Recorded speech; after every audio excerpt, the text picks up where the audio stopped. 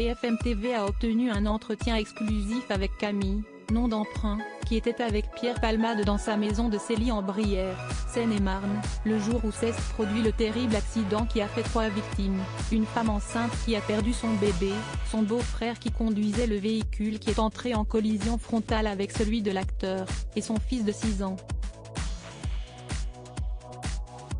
L'individu présenté comme un témoin clé a été entendu ce week-end dans le cadre d'une autre enquête pédocriminelle, faisant suite au signalement d'un homme assurant que l'humoriste lui aurait montré des images de pédopornographie.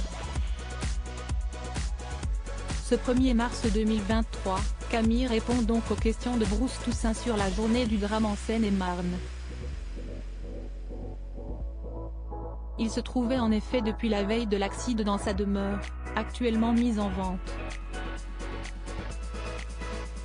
Proche de l'acteur avec qui il partageait depuis 3 ans environ des soirées sous le signe du sexe et de la drogue, chemsex, il s'était rendu plusieurs fois par an dans cette grande demeure de banlieue. La nuit du 9 au 10 février était festive comme tant d'autres, et il baignait dans les produits stupéfiants avec 2 ou 3 autres personnes, certainement celles qui ont ensuite été les passagers de sa voiture.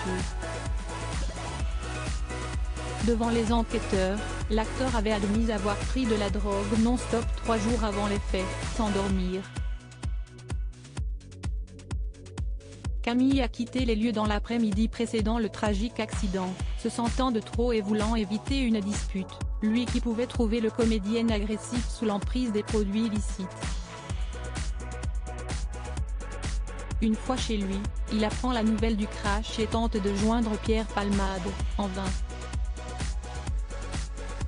Il s'estime chanceux de ne pas avoir fait partie du convoi et a une pensée pour les victimes. Cependant, il ne culpabilise pas, ne se sentant pas responsable des faits. Une collision qui aurait pu avoir lieu plus tôt dans la journée puisque l'humoriste avait déjà pris la voiture, dans la matinée, qu'il conduisait déjà défoncé. On l'était tous. On allait à la pharmacie, explique Camille.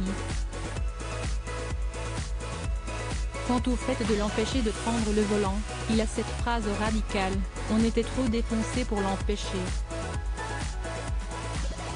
Mis en examen pour homicide et blessure involontaire victime d'un AVC le 25 février dernier, Pierre Palmade est désormais sous écoute dans sa chambre d'hôpital au Kremlin-Bicêtre, sous bracelet électronique.